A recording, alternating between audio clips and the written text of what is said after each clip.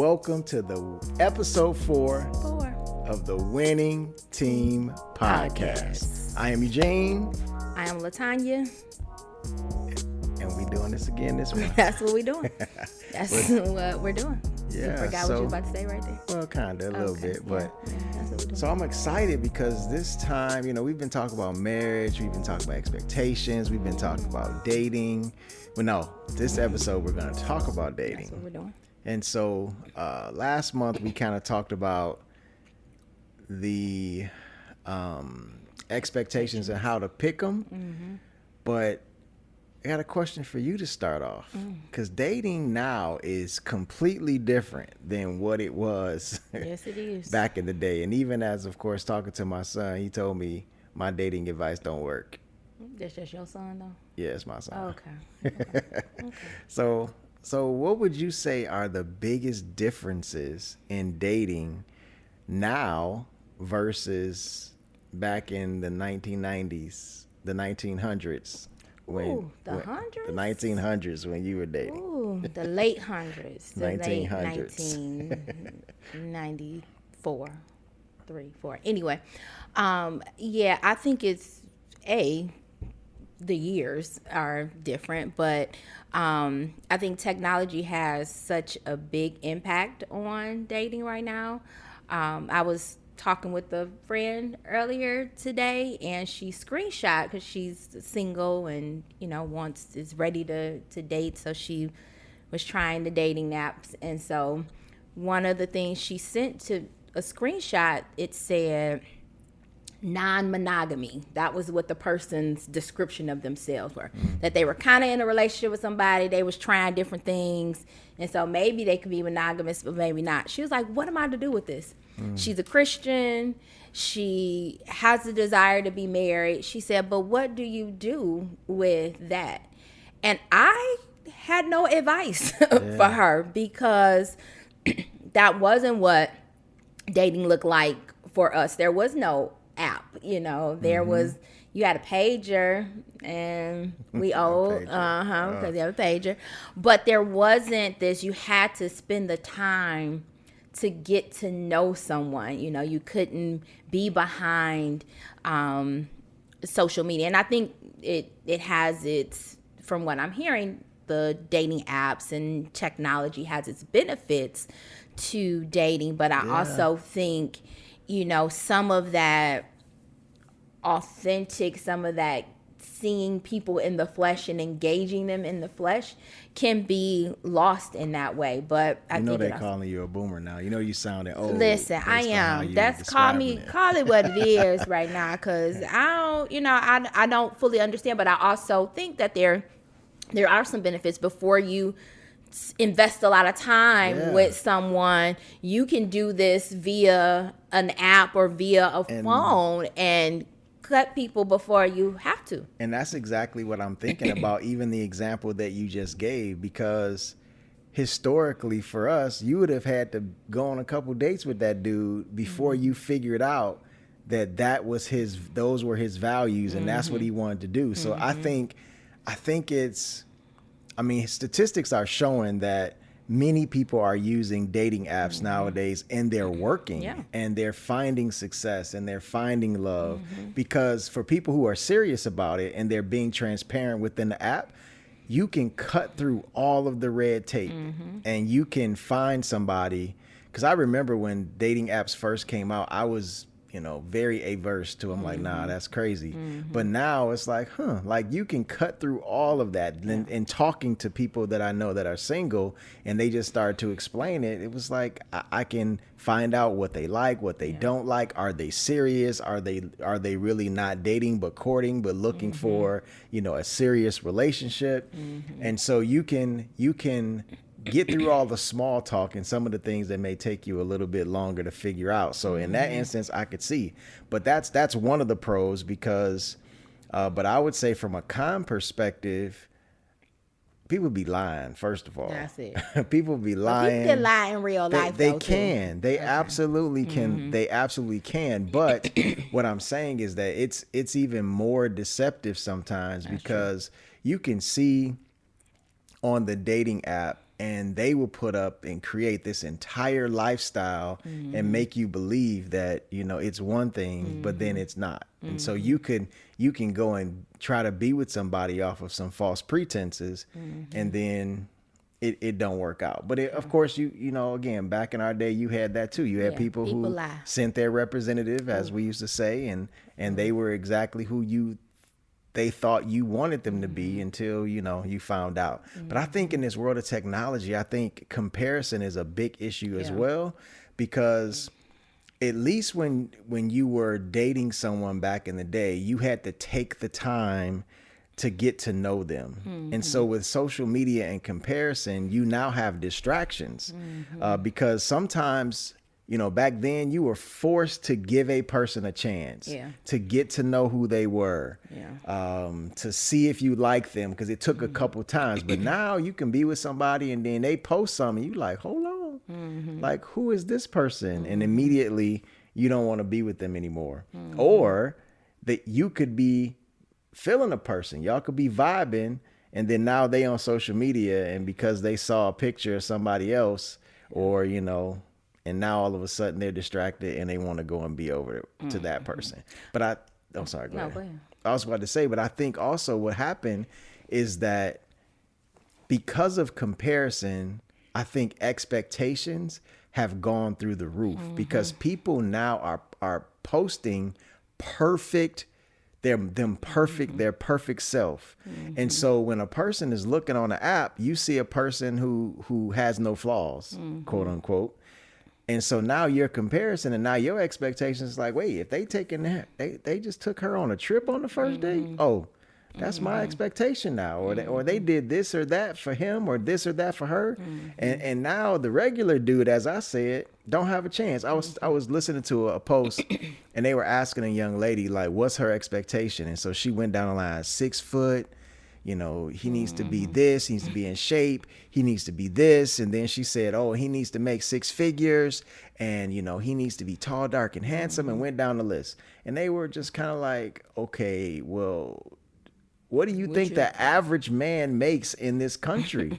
and you don't understand that you just described the top 1% of people in the world, 1% in the world. And then you said that you would like him to be African American or black as well. So now your 1% just went from even lower than that, statistically speaking. Not to say that, black men aren't making 6 figures. I'm not saying that, but I'm saying statistically speaking, your numbers just went down even more. So now you have, and she said all her friends are like that. So if they're a microcosm of the world, you got all of these women looking for this percentage of man that's less than 1% of the population in the world. And so where does that leave the guy that is thriving to be successful, and he don't? Expectations. The struggle, I think the struggle is real with that, like it. And for me, I think, like, where does it come from? When I say the struggle is real, I think that's the struggle is real for that young man, because, and so ladies, I'm not bashing us or anything like that, but I think it becomes now you won't be able to see potentially this person's potential because of all of what has been created. Your ideal self has been created on social media, or I think just even the imagery and again the posts that you see. Like, for example, the list.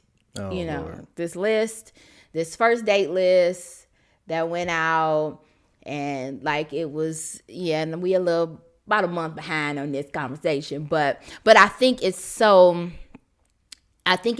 to the times that we're in, so things like, if you had taken me back in the day, especially when we was 21, 22, you took me to Cheesecake Factory. First of all, we ain't had no money. So we was going to Cheesecake Factory. That was like, well, I had a little money. Tell us about that one date.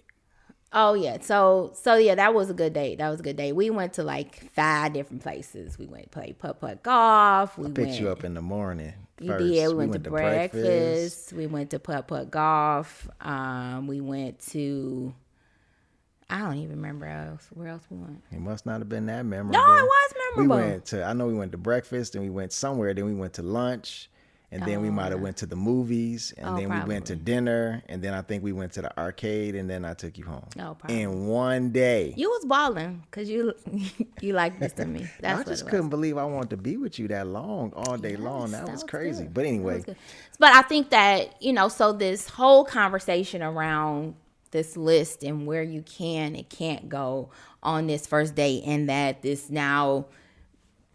person, it almost was made out to this young man or older man, however old he was just a horrible person, because you went to a Cheesecake Factory, and so I'm always just concerned about when you can have expectations, but don't lower your expectations at all. Like, I am all for that, but I think there's a difference between an expectation and a list. And so that list can get you in trouble, I think. Like, because now what happens if you have all these things on the list and he can provide, I'm going to just speak from the woman's perspective. If he can provide all these things that's on your list, take you on the trips, take you to the 5-star hotels, take you to the Michelin restaurants. But what if he a fool though? And so now you've gotten all of these things. He's gotten you with all of the things. He's wooed you in with all of the things. But now he's a plum fool. Yeah. Then what happens with that, And I think the list, I want to know what's the motivation of the list. And I have this theory, and I'm sticking to it, that the expectations that we have of a mate, it develops when you are a preteen. Oh, absolutely. And when you have that and you think about this is what you want because this is your ideal person, but that's what you like, but is that what's best for you?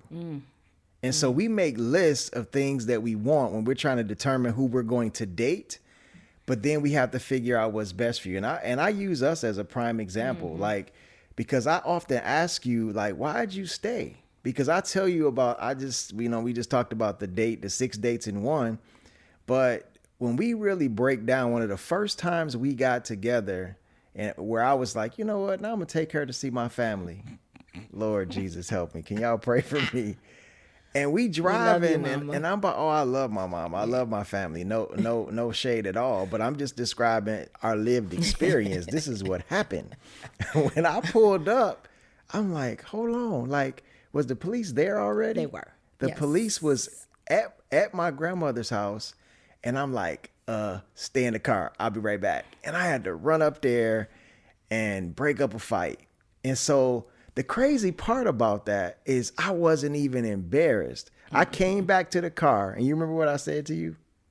I don't. I said, I shrugged my shoulders, and I was like, this is my family. Take it or leave it. Like, this is who I am. Like, I'm not embarrassed about this. This is who I am. I hate that you saw it on one of the first times we ever went out, but... And she gonna try to play it all calm and cool and collective. And I'm sure as soon as she got home. Oh, I did. Like, they was fighting. Like, what in the world? Grandma, they was fighting at grandma's house. Like, what in the world? I surely did. But then it's not only that. It's like you used to always say, like, I had female friends. And then it was the one time I took you to an event and I don't know why you were so afraid. I'm like, ain't nobody gonna do nothing to you while you're here with me. Hold on, let me tell the story. Let me tell the story. It was an event, and we'll call it an event. Right.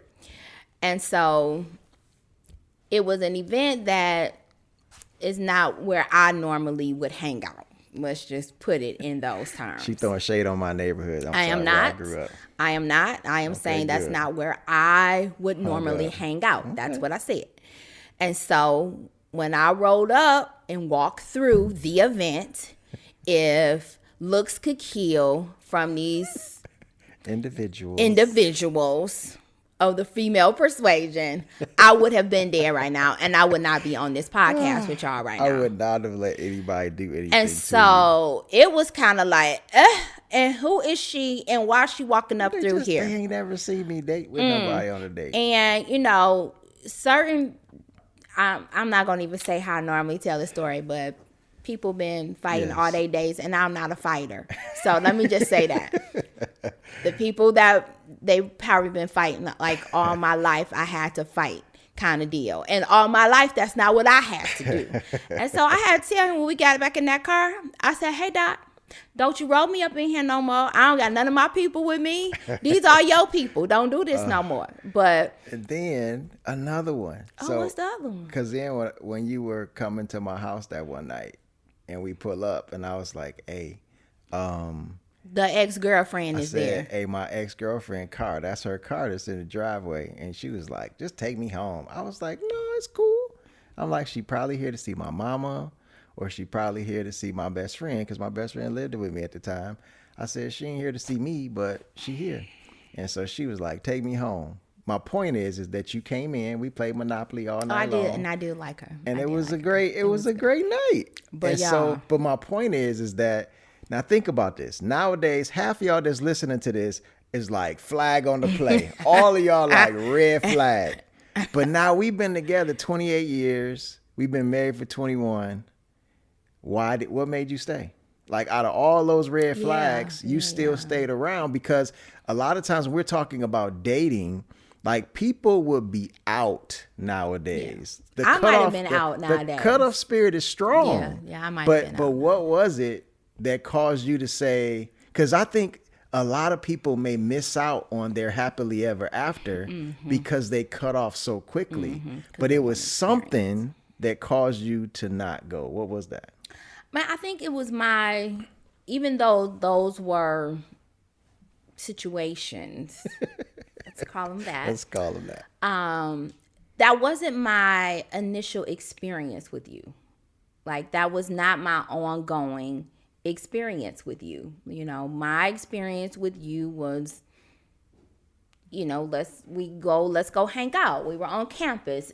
I was able to see you outside of those isolated incidents. And so I'm like, okay, I liked you before those situations. And so I can now say, all right, I'm going to get this potential. The fight and the event that I went to, I'm air quoting, y'all, the event, those were kind of out of your control, but depending on how that ex-girlfriend situation would have went, we might be having a different conversation. But still, even with all of that being said, that wasn't my experience with you. My experience with you up to that point had been nothing but you showing up as you authentically being you gave me nothing to say, I don't know. And even though my radar was, up, I think you should go into the beginning stages of dating, and a radar up is probably, I'm going to use that for right now, but you go in like, I'm not going to be in love tomorrow, but I want to get to know who you are. I'm trying to get a feel for you. Are we a fit? What's going, really what's going on? And I had began to learn those things prior to those situations. So when you have a list, because I think, again, when I say people think about what's best for them versus, what's on their list, and expectations, again, don't lower them. You need to have them. But sometimes it takes time, and some people genuinely make mistakes. And so sometimes it does take time in order to figure that out. Now, you have to know your own situation, because I'm not trying to tell you to stay around when some people are acting a plumb fool, because God absolutely tells us that, man judges the outward appearance, but we should be judging the inward. And so I'm not trying to tell you to stay around, but I do believe that sometimes we have a tendency to cut off people and or situations, way too fast. Yeah, I agree with that. It's funny. We talked to our kid about that because he has the ultimate of a cutoff spirit. He will cut you off in a minute. You show any little sign of anything, he immediately cut you off. And so we've been trying to talk through how do you navigate some of that? Like, how do you see someone's potential?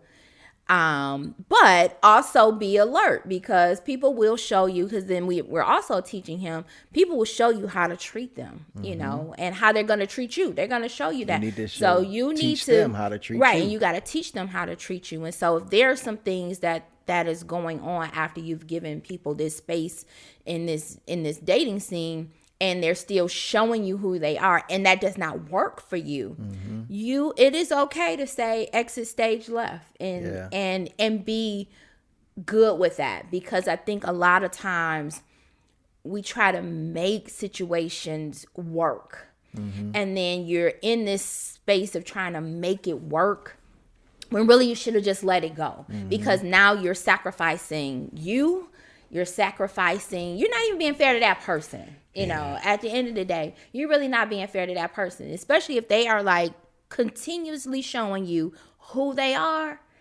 and it don't work for you. Be gone, be done. Yeah. Let that, because you might be blocking them from whoever is really a good fit for them. Yeah. And you may be missing out on who is really for you.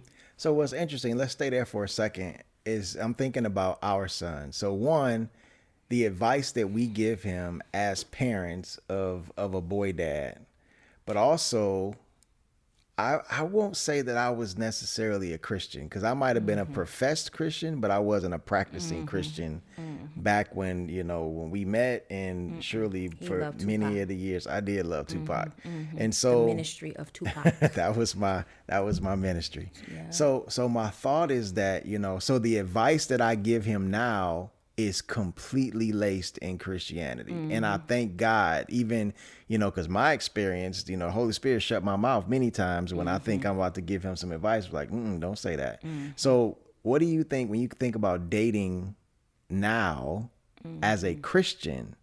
Like how, what are some pros and cons or implications of dating as a Christian nowadays? Yeah, I think that's a good question. And I feel like we sit in that space a lot in terms of like, what should we be telling our kids, or even people, not even adults, because everybody's not a kid, but what should we be telling people who are Christians about dating? I feel like we don't talk about that enough. We talk about marriage, but how you get to the dating part? How do you get to the dating part? How do you get to marriage? Right. And I was just, again, talking to another friend this week. I've been doing a lot of relationship conversation this week, but I was talking to another friend, and she was telling me about a friend of hers who, over the holiday break, they were with family, and some relatives were starting to talk to their daughter about life, basically. And basically was saying, when you get ready to go to college, now the little girl is only 11, so let's start there. There. But okay, that's a lot of pressure. That's a lot of pressure. So now, the aunt was going on to say,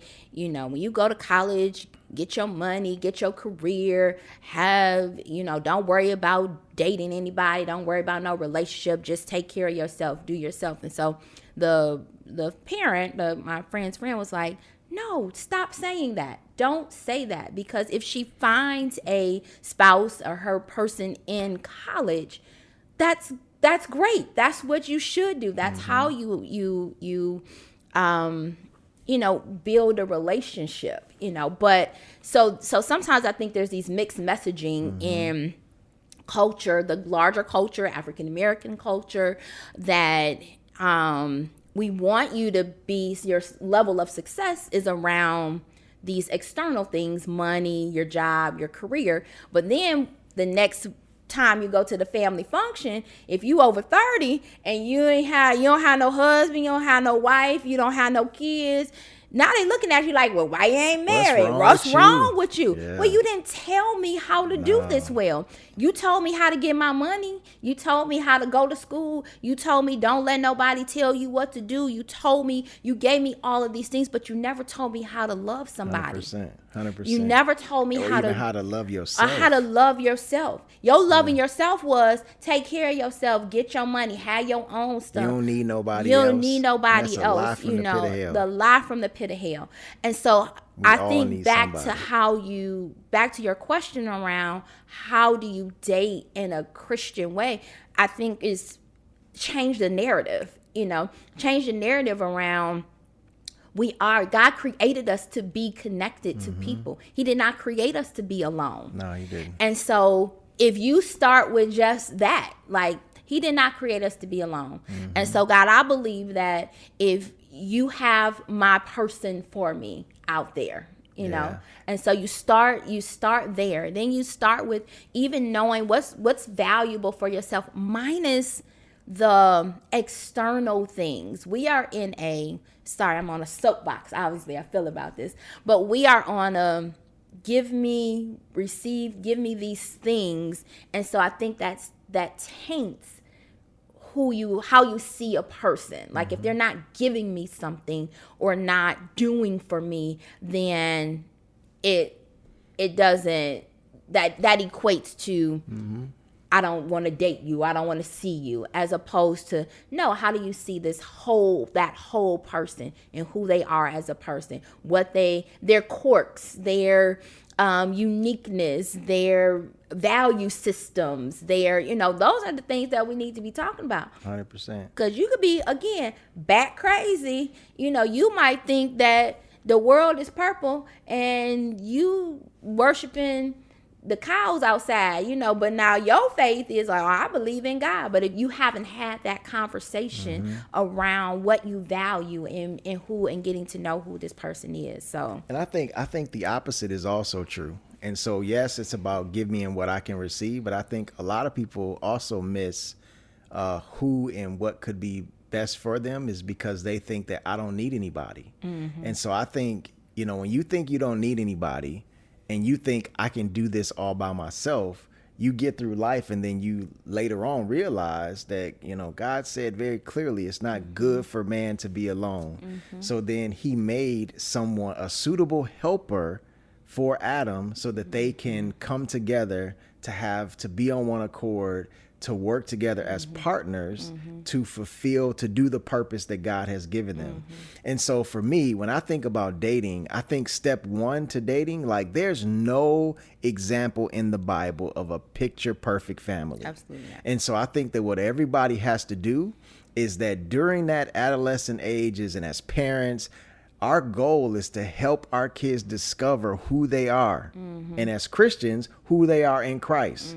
And so I believe that if every single person figured out and discovered who they are and who I am, what's my purpose, I then figure out what I like and what I don't like. So now when I then go out into the world, I know what my purpose is. And if my purpose aligns with someone else's purpose, now we can come together as a couple and do this thing called life together. And then we can accomplish God's will. But so many times we have people that are living parallel lives. They're living next to each other and they never intersect, because I look over there on social media and see you doing well, but just because you're doing well for yourself does not mean we're going to do well together.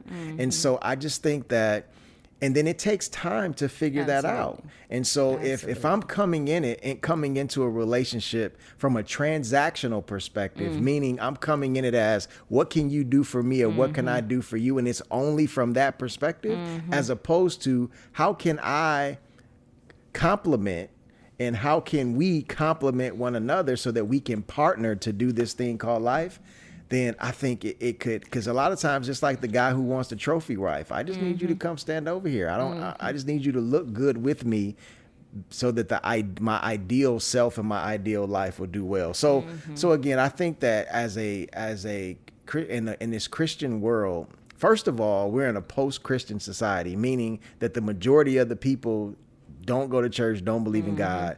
So when when we're trying to find someone who does have the same values that we have, it's very difficult. I mean, we talked to our son, and he says that he'll meet a nice young lady, and if she doesn't want to sleep with him, then she cuts him off. If when he says he doesn't want to sleep with her, then she cuts him off. That was unheard of when we were dating. I mean, it was unheard of. That's crazy. And so I was someone who never drank or smoked, but that's something that he's getting. People are cutting him off now when he says he doesn't do that. Not that he doesn't pass judgment on to them, but they're then judging him because they feel, that he's not relevant, because that's a normal thing in society. And again, if that's what you're choosing to do, that's fine, but you don't have to judge me for it. So dating is hard. It's hard. And I mean, I think even just relationships with people are hard, but dating is hard. And it's hard when people ask my advice about dating, because I'm like, so about that, been out that game for a little while, and the game looked different. The game is just different. But I think, if we had to say, like, if I had to give some advice to that person who's dating with a desire for marriage, because I think that's where our advice really can come in. I can't tell you if you just out here like, no, I'm just trying to date. I'm just trying to be out here, meet some people, do this. I don't know if I can give you good advice outside of be wise, use good decisions, make good decisions, let somebody know where you at, things like that. But if I am talking to someone who has a desire who's dating with a desire to be married, then I feel like the conversation is different. So my conversation with you is, first, know thyself. Know thyself. Know thyself. Love thyself. Love, Love, thyself. You can't love thyself if you don't know thyself. No, and somebody else can't determine who can't love you more than you love you. Like you can't now, like, oh, this is the one. This is I always. That language is really tricky for me. The one, there's no one. Like, there's no one. God is the one. Yes, God is the one. That's what I'm telling you. If you're dating somebody, don't tell me about that's the one. No, the Lord is the one. But do you have what makes that person makes you want to be connected with that person? Because there's multiple people that could be a right fit for you. That could be the one. Yeah. And so I say, know thyself would be that one thing. The other thing is that, don't be defined by that other person. So don't allow that other person to define who you are, because they didn't make you. Absolutely. And so only the person who made you can define who you are. And I think that's where we've done well. And I think it's been an evolution of that over the years. We've talked about this a number of times, where my whole being was not on what does Eugene want me to be, because Eugene married LaTanya, the individual. He didn't marry who you wanted me to be. I don't even know. I'm not even cut like that. I don't even know if I'm that chick for you to be like, do this, do that, do this. I am submissive. It did say and obey what I said. You're supposed to obey. Well, that's where I'm still keep me in your prayers on that. I do listen. I listen. Sometimes. Whatever. But I think that's really important, because if you don't know thyself, then that person, you will give up all control for that person to and you create, lose yourself. and you will lose yourself. Go ahead. No, I'm sorry, and I think that's why I got two things. That's why I think our relationship again has been so successful, is that you allow me to be me, I allow you to be you, and then our relationship has evolved as you have evolved and grown as an individual. I have evolved and grown as an individual, but we stayed connected as we were growing. Absolutely. But I think even in the dating, from a man's perspective, we're very driven by what we see. And I think a lot of times men get caught up, and I know plenty of people who get caught up with women based on what they were attracted to. And so actually I shouldn't even say attracted. I could say what they thought was cute, because there is absolutely a difference between beauty and attraction. And I think attraction is so much deeper than what you see, because you can become attracted to someone that you may not even believe is beautiful, quote unquote, or handsome. And so what I would say, my advice would be, is it's always like when people come to me and be like, oh, they the one. I always ask why. Like, oh, I love them. Why do you love them? And if you can't definitively describe for me why you love somebody, then sometimes I'm like, I start getting, Rethink. and I'm like, hey, well, okay, so because most of the time it's infatuation, because you feel something. Well, that's gonna fizzle out, and if it fizzles out, then can you stand the test of time? So that's why I really press to say, well, what makes them a good friend for you, and what makes them a good fit for a good life partner for you. I changed the term from boyfriend, girlfriend, husband, wife, because sometimes we get even infatuated with the idea of a wedding. And it's like, as we said before, what about this marriage? Because this thing is a covenant commitment, something that just cannot be broken. So it's not for the faint at heart. It's not at the faint at heart. Not for the faint at heart. But, although marriage is hard, please hear me, y'all. Although marriage is hard, it is worth it. It is. And it is wonderful. It's not a miserable ball and chain that everybody is saying, but everything that we're saying, and the reason why we did this podcast, the reason why we've talked about expectations in previous episodes, the reason why we're talking about you have the responsibility of picking them right, the responsibility of dating. Because to me, dating, the primary reason for dating is to get to know the person, to get to know, are they actually the person that they are saying that they are? And I used to even tell people that I spoke with, and even our daughter, is that, listen, do not tell that person what you like. Yeah. Don't tell them what you like. Watch them, observe them, and see if they are compatible or that they match with what you expect. Because as soon as you start telling them, oh, I like this, I expect the person to this, then it's so funny how people can transform into those things and start doing it. So the purpose of the date is to watch, and you need to date long enough to see how does he or she respond when they're mad? Yeah. How does he or she respond when they're sad? Yeah. How does he or she respond when I say no? Yeah. How does he or she respond when they're disappointed? You need to know all of those things, because it's not just about what's on your list. It's also about how they react to the things in life. And you just have to know that, because if you don't know that, and that's the purpose of dating and getting to know a person, because that's how you're going to really come to find out, are they with you or are they for you? And I've said it before, that was one of the things, and the thing that made me say, LaTanya is the one. Because she wasn't just with me, she was for me. Absolutely. She wasn't selfish. And, some people in the past were selfish, in my opinion. And so, anyway.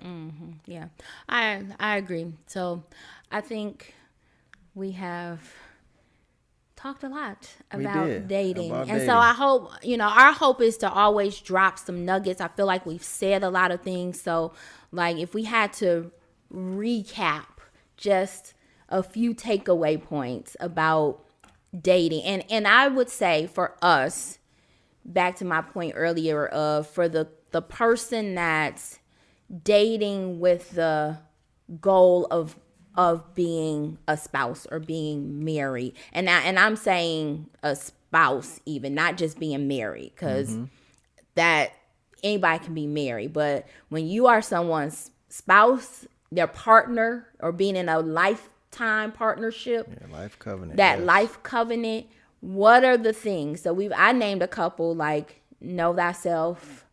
What was the other thing that's it? Love thyself. Love thyself. Yes, that's the prerequisite. Yes, love thyself is probably the prerequisite. But if you had to give a couple of other things, what would we give as those takeaways? Because I feel like we get asked that question a lot for those that are Christian, wanting to be married, wanting to be a lifetime partner. Let's rephrase that. Yes. What else would you tell them? Yeah, so for me, again, I think in the last episode, actually, Nadia, it's an episode that we didn't even put out yet, but I think there's a progression in the relationship. So it's like when we first got together, we were friends, and we were, go back, we were acquaintances because we were just class schoolmates at school together. Started to hang out, started to talk, and it was like, oh, okay, she cool. And then it progressed into a friendship. But we had the list that we had was, and for that I had was, hey, will this person and can she be a good friend? Mm-hmm. And once we decided that, then we said, all right, well, we have some expectations for the boyfriend or girlfriend. Mm-hmm. And so we decided that we'll progress to that next level. But we had non-negotiables. There were things, there's things on your list that you absolutely should put on that if a person can't be a good friend, then they shouldn't progress to a boyfriend or girlfriend, or you shouldn't be doing things that would make them think that they're now in the boyfriend or the girlfriend phase. Mm-hmm. Then the same thing for boyfriend and girlfriend. They shouldn't be getting responsibilities and access to you that a husband and a wife would have, because they're in that phase. And so you have to make sure that, if you don't love thyself and know thyself, it's going to be very difficult for you to identify what you expect and what's your non-negotiables. The last thing I'll say that I just thought about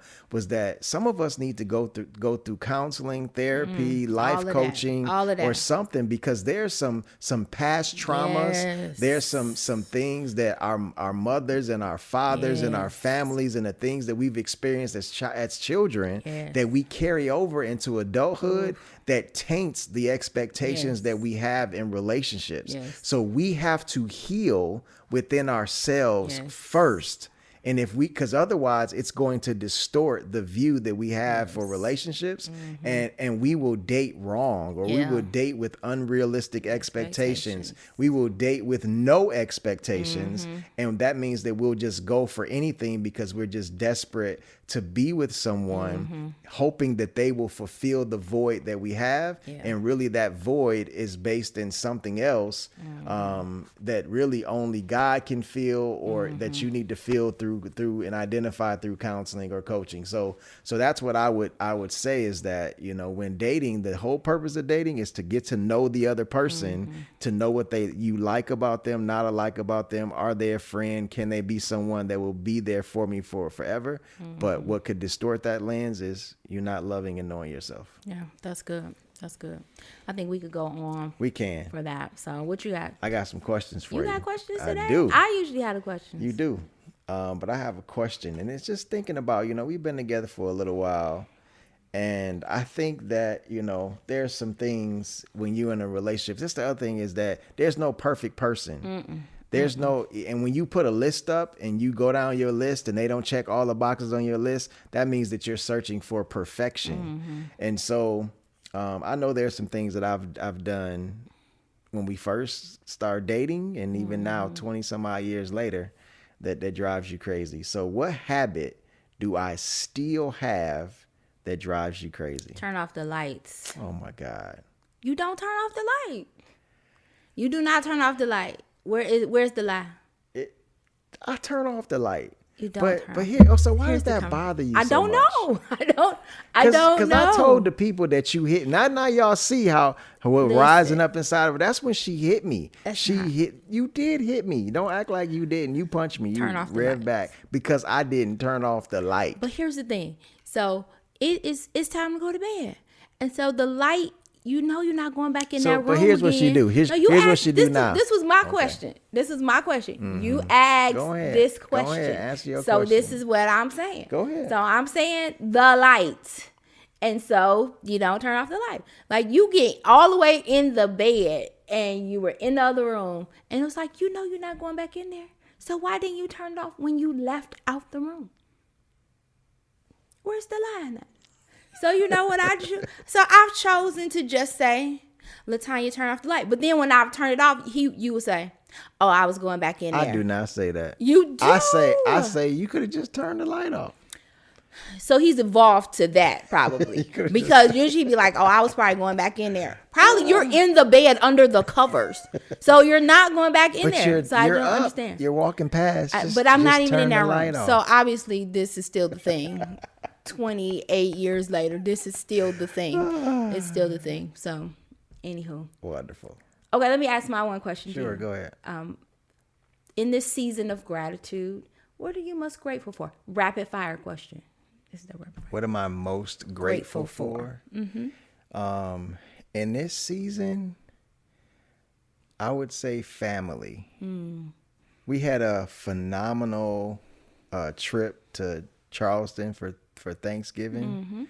And I just appreciate even like the group texts that I have with my family, and your family. And it just feels we're being very communal right now. And it's good relationships. So I'm really thankful for family. That's good. Oh, good job, husband. Absolutely. Well, excuse me. Well, this has been episode 4 of the Winning Team Podcast. Winning Team. Make sure y'all follow, like, and share. Yes. Make sure y'all put some comments down below too, and share. Get somebody who maybe this is one that you knew everything. Yes, download anywhere that you can watch podcasts or listen to podcasts. So Apple Podcasts, Spotify, Google Podcasts, all that. But make sure you subscribe to our YouTube channel, WE3 The Winning Team. And we love y'all, and we'll see y'all next month. Peace.